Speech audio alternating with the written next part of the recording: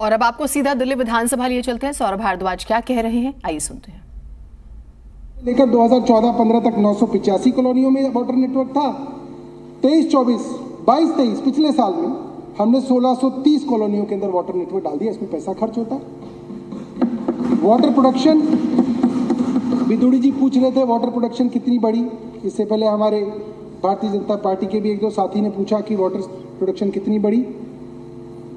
हरियाणा से पानी नहीं बढ़ा, यूपी से पानी नहीं बढ़ा, कहीं से पानी नहीं बढ़ा। जो इंटरनल सोर्सेज से दिल्ली जल बोर्ड ने अपनी वाटर प्रोडक्शन बढ़ाई है वो है 2014-15 में हम 861 MGD पानी जनरेट करते थे।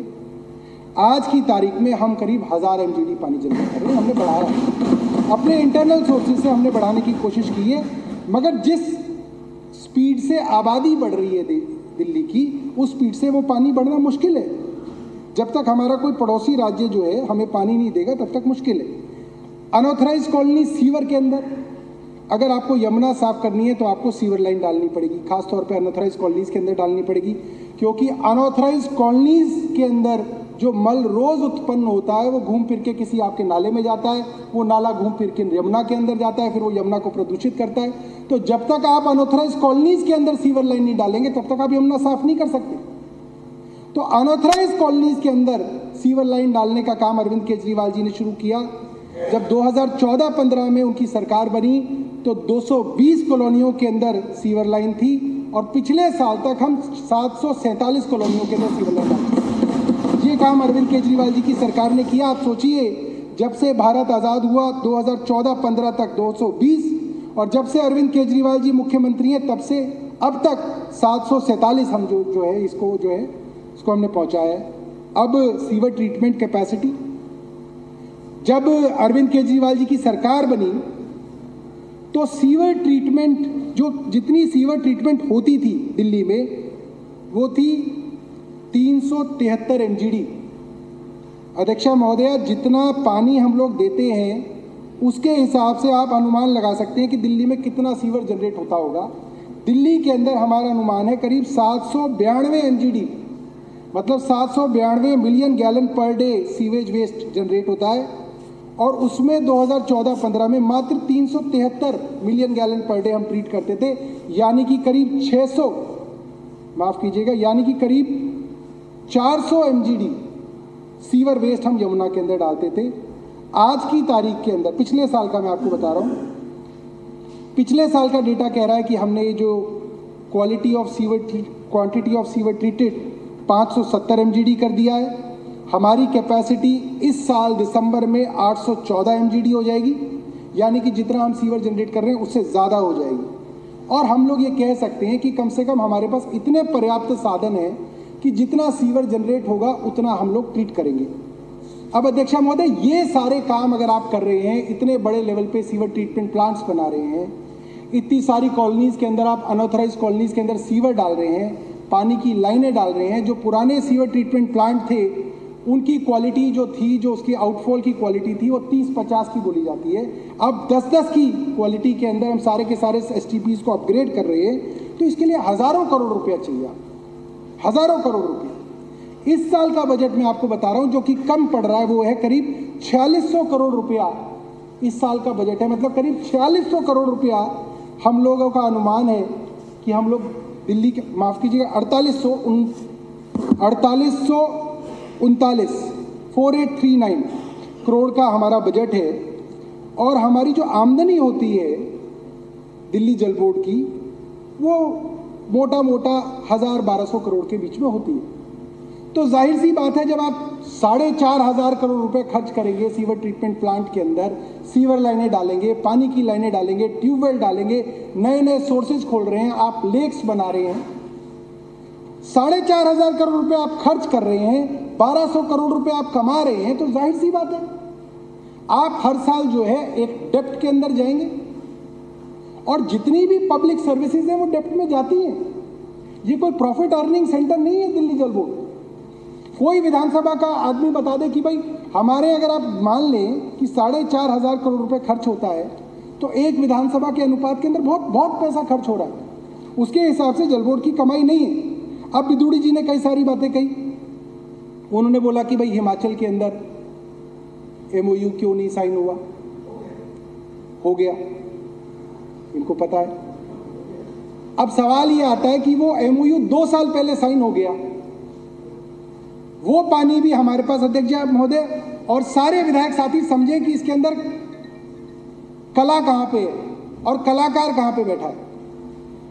हथनी कुंड बराज जहां से पानी आया और दिल्ली के अंदर बाढ़ जैसी स्थिति हुई, वहां पे कई राज्यों का पानी का डिवीजन किया हुआ है केंद्र सरकार ने, सेंट्रल वाटर कमीशन ने। दिल्ली के हिस्से का पानी हम दिल्ली ले आते हैं कैनाल से, हिमाचल के हिस्से का पानी हिमाचल का है, हरियाणा के हिस्से का पानी हरियाणा को मिलता है वहां से। अब वहां जो इंटरेस्टिंग बात यह है कि जितना पानी का जो हिस्सा हिमाचल का है, हिमाचल चाह के भी वो पानी हिमाचल में नहीं ले जा पाता, क्योंकि हिमाचल ऊंचाई पे, हथनीकुंड नीचे है प्लेन में। तो हिमाचल प्रदेश के पास इतने रिसोर्स नहीं है कि वो अपने हिस्से के पानी को हिमाचल ले जा सके, तो लिहाजा वो पानी वहीं पे छोड़ देता है और वो पानी हरियाणा को मिल जाता है हिमाचल के हिस्से का। तो हमने हिमाचल प्रदेश से MOU किया कि भाई तुम्हारा पानी यहाँ पे हथनीकुंड पे है, हम तुम्हारा पानी खरीद लेंगे, तुम्हें पैसे की आमदनी हो जाएगी, दिल्ली सरकार पैसा दे देगी, आप अपने हिस्से का पानी हमें दे दो। हिमाचल तैयार हो गया, उनको लगा पैसे की आमदनी हो जाएगी। अब समस्या किसको हुई? हरियाणा को, जो हिमाचल के हिस्से का पानी मुफ्त में ले रहा है। तो हरियाणा ने मना कर दिया कि भाई पानी तो ले लोगे मगर रास्ता तो हम ही देंगे, हम रास्ता ही नहीं देंगे तुम्हें। हमारी कैनाल है वहां पे, हमारी CLC और DSB 2 कैनाल है जिसमें हमारा पानी आता है, मगर इसके बावजूद हरियाणा का यह एतराज है कि भाई ठीक है कैनाल तुम्हारी है मगर इजाजत तो हमसे लेनी है।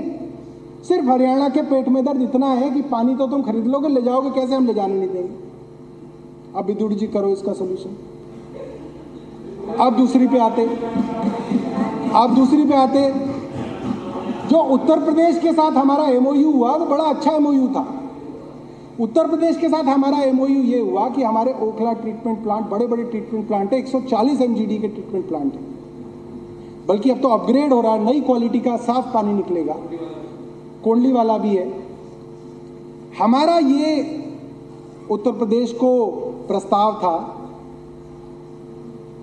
कि हम आपको ट्रीटेड वाटर दे देंगे, क्योंकि आपको तो खेतों में देना, तो वो आपके लिए और ज़्यादा न्यूट्रिशियस है, और ज़्यादा आपको फायदा है उस पानी से, और जल्दी ग्रोथ होती है, और उसके अवज में आप हमको साफ पानी दे दो। ये मामला हमने नीचे नीचे चलाया अफसरों के पास,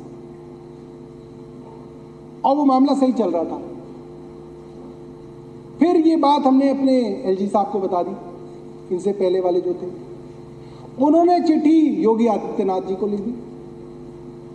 जिस दिन योगी आदित्यनाथ जी को पता चला, उन्होंने वो स्कीम वहीं की वहीं रोक दी। आप करा दो, मैं आभारी रहूंगा आपका। अब तीसरी बात,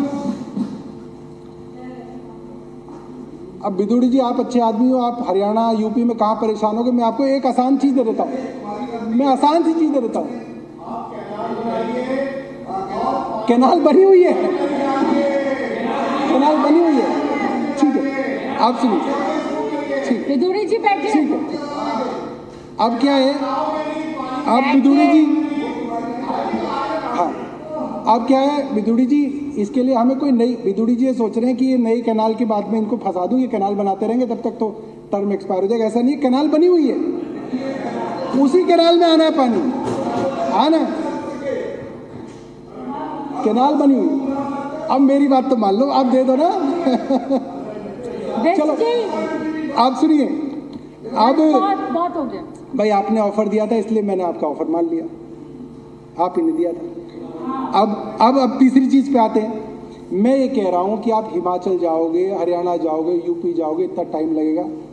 आप 1 किलोमीटर दूर LG साहब के यहाँ क्यों नहीं चल लेते मेरे साथ? 1 किलोमीटर पे ही है। उनको कह दो कि ये जो अफसरों ने जिन्होंने पैसा रोक रखा वो पैसा ना रोके, काम पूरा हो जाएगा, इतना दूर नहीं जाना पड़ेगा। थोड़ा उसमें टाइम ले लो, मैं और आप चलते, अभी चलते। यूपी वाले से कब मिलेंगे?